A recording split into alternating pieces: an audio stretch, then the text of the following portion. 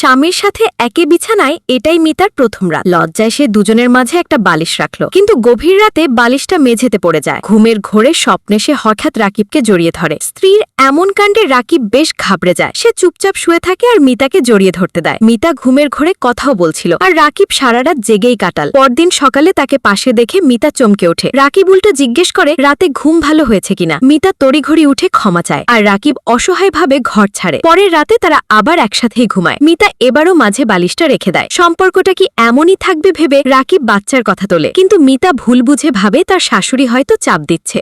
সে জানায় বাচ্চা না হলেও তার শাশুড়ির কোনো আপত্তি নেই। রাকিব চুপ থাকে। তখন মিতা জিজ্ঞেস করে দাদি হয়তো নাতি নাতনি চাইছেন। মিতার অদ্ভুত আচরণ দেখে রাকিব স্রেফ ঘুমিয়ে পড়ে। তার এমন শীতল আচরণ না বুঝে মিতার রাগে নিজের দিকে কম্বল টেনে নেয়। রাকিবের তখন ঘুমিয়ে থাকা ছাড়া উপায় ছিল না। পরদিন সকালে মিতা আবারও তাকে জড়িয়ে ধরে, আর সে ঘাবড়ে যায়। তার নাক দিয়ে রক্ত পড়তে শুরু করে। ঘুম ভেঙে এই দৃশ্য দেখে মিতা অনুতপ্ত হয় এবং সে ওঠার আগেই পালানোর চেষ্টা করে, কিন্তু রাকিব সব দেখে ফেলে। পরে মিতা পুরো পরিবারের জন্য সকালের নাস্তা বানায়। তার রান্না দেখে বাবা চমকে যান এবং দ্রুত অজুহাত দেখিয়ে কেটে পড়েন। রাকিবও অদ্ভুত খাবার দেখে কাজের কথা বলে বেরিয়ে যায়। একটু চেখে দেখে মিতাও বোঝে খাবারে ঝামেলা আছে। সে জানায় স্বামীর সাথে সেও বাইরে যেতে চায়, আর প্রথমবারের মতো রাকিব না হেসে পারল না। মিতা অবশেষে বুঝল তার গম্ভীর স্বামীও হাসতে জানে। 1 মাস আগে মিতা বাবার কারখানা পেলেও তার পরিচালনায় তার দেউলিয়া হয়ে যায়। কারখানার দেনা দাঁড়ায় $12 মিলিয়ন।